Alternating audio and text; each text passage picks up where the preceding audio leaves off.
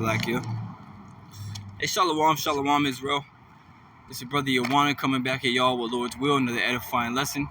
First and foremost, I want to give all praises, honor, and glory unto Yahweh, Bahashem, Yahweh Shai, Bahashem, or Kakwadash.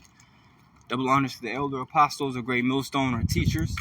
Shalom to you brothers that are pushing this truth across the four winds of this earth in all righteousness and sincerity. And as always, man, peace, blessings, and many salutations to you sincere Akim Wa'akwath, you brothers along with you sisters who are giving all diligence to make your calling and election sure in these last days. A little hot out here, man. So Salakia. But nevertheless, this is just going to be a quick lesson, something I wanted to, speak on. Something I was meditating on. And really, I had a dream last night, too, that that I was kind of thinking about right now as I was about to make this video.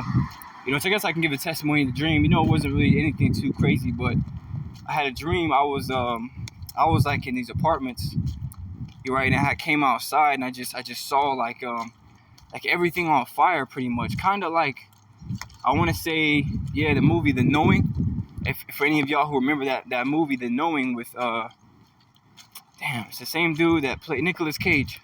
I believe that's the name, Nicolas Cage. It's called The Knowing. It's very, very spiritual movie, but nevertheless, there's a scene in there with the little boy. He has a vision of like the future of what's going to happen to where he was living, and really the whole world, right? And that when you look at his vision, he had woke up and he's seen everything on fire when he looked out the window, and that's pretty much what it was. But I was outside walking around, and the sky was like blood orange, and there was black smoke all over the sky. The trees, everything was just on fire, man. There was like a grass that I was walking on. It wasn't entirely on fire, but everything else around me was. And I remember people were coming outside and, crying and all, whatnot. And, I was just running around happy, like, here we go, this is it. And that's really all I remember. I just remember being happy, man. Like, a little scared because I didn't really understand fully what was going on. Because like I said, it kind of was like, I just woke up in a dream, but I just remember being happy, like, okay, this something's going down, but nevertheless, ultimately time is running out. Okay, brothers are having more dreams of this place being on fire, man, of this place being on fire, of the missiles, of the destruction, because that's what's coming. And you people might not like to hear that, man, because you think in your mind that this is what life's supposed to be. Just work a 9 to 5, and you come home. You gotta cook your own food. Your wife cook you some food. You watch some TV, play your PlayStation, your Xbox, and then you just get up, smoke your weed, wash, rinse, and repeat. It's just every day is the same. You people don't really look into the articles and pay attention to the signs, but that's ultimately because the Lord blinded you. So we don't even get mad at you. It's frustrating because it's like at the same time, you people are just so damn ignorant, and when something's brought up to the extent of this is happening or that's happening, you don't believe it, even though it's happening, right? And you could search it up for yourself. The Lord blinded you people, man, from seeing this truth and from understanding what's happening in the world, which is all prophecy coming to pass. And there's more prophecy to come to pass, man. And like I said, I just want to make this lesson that, time is running out. And that's how I feel, which is a good thing. But it's also scary, man. If you see yourself getting in that lackadaisical spirit, or, ultimately, becoming slothful, not attending your duties like you should be doing, which I've messed up on this countless number of times, man. And I'm still, through the grace and mercy of Yahweh Bashem Al-Shah, Lord willing, He'll continue to put that fervent spirit within me and with the rest of all you, so we can stay on fire for this day, man. Because the Lord told us in the book of Revelation, I believe the 3rd chapter, that if you become lukewarm, He's going to spit you out of His mouth. And if you spit on the ground, you're not thinking about that spit. You're not feeling bad about it later. You spit it out. It is what it is. It's counted as nothing, and that's how all you people, even including myself, that's how we'll all be counted if we be slothful, man. And it talks about that in the book of Ecclesiasticus, the 22nd chapter. You see, from verse 1 to through verse 3. That a slothful man is compared to the filth of a dunghill, man. You see, so if you're being slothful, being lazy, you're ultimately compared to as a pile of shit. That's and when you see some shit, especially if it's fresh, you're looking at it like, man, that's nasty, so it ain't worth nothing.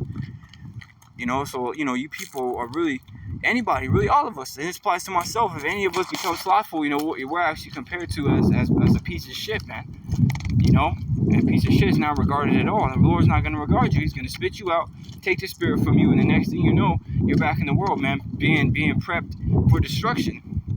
Which again, time is running out, so you know, it's a beautiful thing, but it's also scary because at any moment the Lord can take that spirit away from you, man. He can bug you out. He can put you in the world. He can, you know, make you get offended at a brother or whatever it may be. You know, that's just how it goes. You see, you Israelites out there, man, y'all gonna get it when it's too late. You know, you so-called Hispanics, Latinas, Native Americans, and you Negroes, man.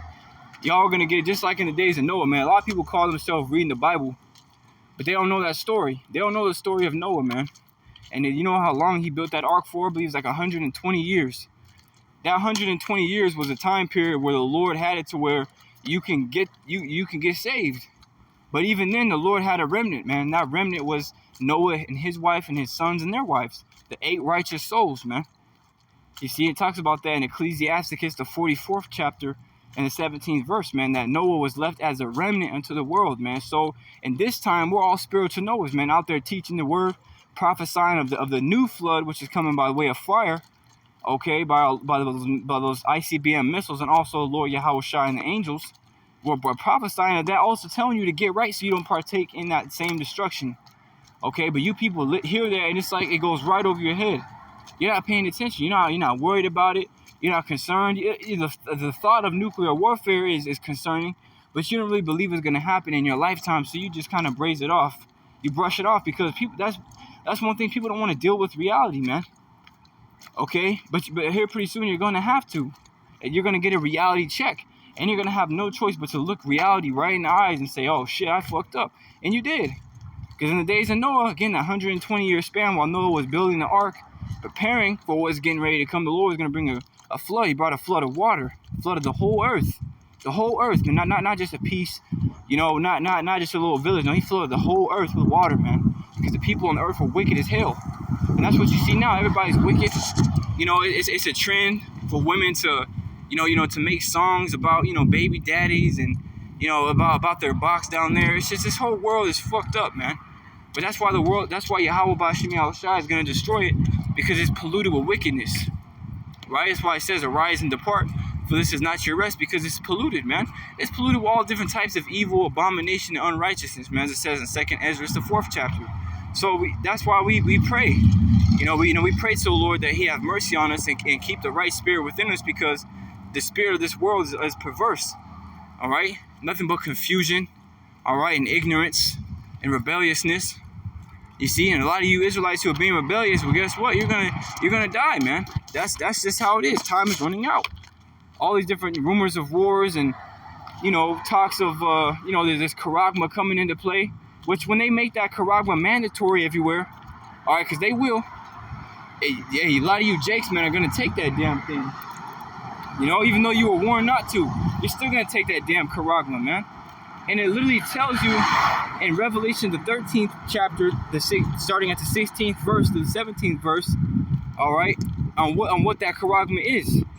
Okay, which that's what that word M-A-R-K is. In the Greek, it's charagma, which goes into, you know, something that's, you know, pretty much put into you, man. It's a physical thing. It's not spiritual. It's physical. Okay? It's going to be a CHIP.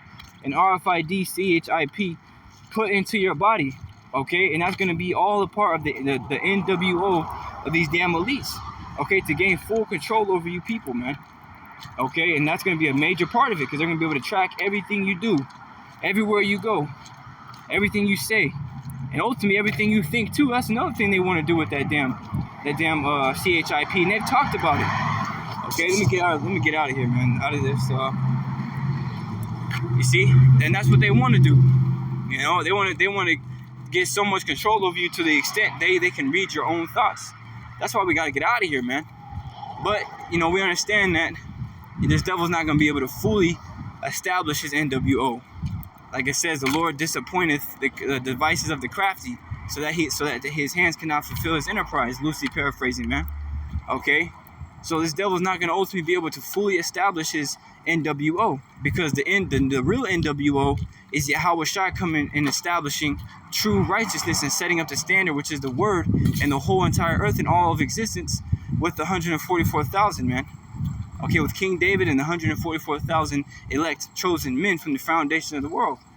Okay, that's the real NWO, the real New World Order. Okay, Esau's NWO isn't gonna work. It's gonna fail, man, miserably. But he's gonna be able to start it to, to the point where he's gonna start, tagging people with that electronic rice grain, man. And you people who take it, you're gonna be destroyed. Because in the 14th chapter of Revelation, after the 13th chapter of telling you what that prophecy is, it tells you those who take it are going to be burnt up in the presence of Yahweh Shai, which is the Lamb and the holy angels, man. Time is running out. So those of you who have this knowledge, man, hold it fast, like Yahweh Shai said, and that which ye have, hold fast till I come. If you hold something fast, you're cleaving to it, man. You're holding it dear. Okay, holding on for dear life. All right, hold this knowledge, man, as tight as you can. Okay, and pray the Lord doesn't take it away from you, because he can. Pray for the Spirit to be able to overcome and to be able to stand strong in the Lord, man. Okay? Because we don't got much time here left. You see, everything happening, it's just a matter of time before shit hits the fan. And Lord willing, next year, it will. You see? I forget where it was. I want to say Illinois, if I'm not mistaken. Correct me if I'm wrong. I think it was Illinois where they decriminalized DUIs and all that different stuff, or it may have been Chicago. I can't remember. Lord willing, I'll do a lesson on that too. Okay, which that's ultimately a foreshadow of the times that we're gonna come into. Okay, where shit's gonna be hitting the fan, and there's not gonna be anything you can do about it. People are gonna be killing each other just more than they do now, robbing each other, women getting raped. All right, all over the place, kids getting kidnapped and raped, men getting kidnapped and raped, and that's what you're gonna see, But nevertheless, time is running out, man. So turn to Yahweh Ba'Shem Yahweh Shai while you can, okay, and put him not off from day to day. You see, because in the days of Noah was out there doing the work, telling them of that flood that was gonna come. What they do? They put him off day from day. 120 years they put off, the Lord. And how many days is there in a year? 365 days. Man, that'd be crazy. That'd be interesting to do the math on that. 365 times, however many, 120 years. That'd be interesting to see how many days that is, man. But that's how many days that the people had. Matter of fact, now I'm kind of curious. I'm gonna look that up real quick, man. It may be a little off, but let's see. 365. Because 365 days in a year times 120. They have 43,800 chances to get right.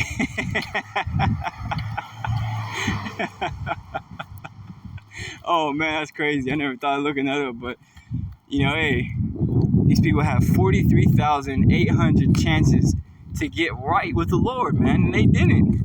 And hey, these people got more than enough time now. The word is out there. The prophets are, standing stiffly, but it ain't gonna be for long, because the prophets are gonna get removed here soon, man. They're already trying to come down on free speech. All right, they're trying to monitor everything that we say and ultimately keep it from being put out to the public, man. Because these damn devils know who we are. They know that what we're saying is true. That's why the scriptures say that great fear fell upon them, which saw them stand upon their feet. So they see us. You see, the wicked watches the righteous and seeketh to slay him, as it says in the book of Psalms. These damn wicked-ass Edomites, man, they see us. Okay, they watch us, and they seek to slay us. That's why they're going to try to demonize, which when you go into that word demonize, it means to portray as ill, threatening, or wicked. And that's ultimately what a lot of us who are out there doing the work, really all of us who are out there doing the work, are going to be portrayed as, man. Ill, threatening, and wicked. And the whole world's going to believe it, because they're going to paint a narrative about us, man. When they already doing it now, they've already done it. That's why they call us the Black Hebrew Israelites. As if this is just another form of Black Panther or a Black Lives Matter movement. No, this is a will of Yahweh Ba'Shem Yahweh Shai. It's the will of the Creator, man. That we go out there and teach, and that we bring forth this knowledge. Right? Yahweh Shai told his disciples, that which I tell you in the ear, go and preach that upon the housetops, man. basically, the Lord reveals his secrets to his servants, the prophets, and the prophets go out there, all right, and ultimately prophesy, all right, and bring forth understanding of the scriptures, okay, especially to those who can receive it, because those are the only ones who are listening, man. The ones who have the ears to hear are the only ones that are paying attention, the only ones that are listening, the only ones that are taking heed. Everybody else is just stuck in the world, doing the things of the world, until the time comes when Yahweh Shai returns, and then guess what? They're going to be destroyed. Again, 43,800 chances in the days of Noah to get right. But now, hey, nothing's new under the sun. These people get day after day, get chance after chance, until there is no more chances.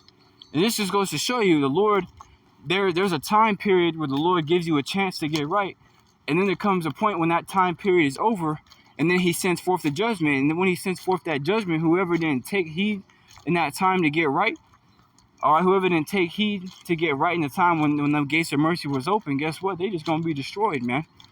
That's why it tells you in Acts, the 3rd chapter, I believe, all right, and to that man, or to whosoever will not take it, to whosoever will not hear that prophet, shall be destroyed from among the people, loosely paraphrasing, man. So you don't want to listen to the Lord's prophets. Well, guess what? You're not listening to the Lord overall, because he speaks through his servants, the prophets. So you're not listening to the men he sent out. You're not listening to him. And overall, time after time, you keep on stiffening your neck. Like it says in the book of Proverbs, he that often being reproved, right, and stiffen his neck shall be destroyed, and not without remedy. So, the Lord's sending out his men to constantly reprove you, okay, to get, you Israelites to reprove you, to get you right, so you can be saved, and you keep on stiffening your neck, you're just going to be destroyed. That's what, again, the time's going to come when the Lord's going to cause his prophet's tongue to cleave to the roof of their mouth. Because I believe it's in the book of Ezekiel, it says, thou shalt no more be a reprover to the house of Israel. So we're not going to be reproving y'all forever, man. Lord willing, Yahweh B'Shem Yahushua will keep us right, man. All right, and those of you who are filthy, just be filthy still. Those of you who are unholy, be unholy still. But those of you that are holy, be holy still. Loosely paraphrasing, man. Those of you that are right, just continue to stay as right as you can with the Lord and pray that he keeps that good spirit within you. You see, because time is running out, man. So with that, I want to give all praise, honor, and glory to Yahweh, B'Hashem, Yahweh Shai, B'Hashem, Rakakodash. Double honors to the elder apostles of Great Millstone, our teachers. Shalom to you brothers out there pushing and teaching this truth across the four winds of this earth. And as always, peace, blessings, and many salutations to you, sincere Akim Wa'ak, giving all diligence to make your calling and election sure in these last days. Till next time, I say Shalom, stay strong, and keep the faith.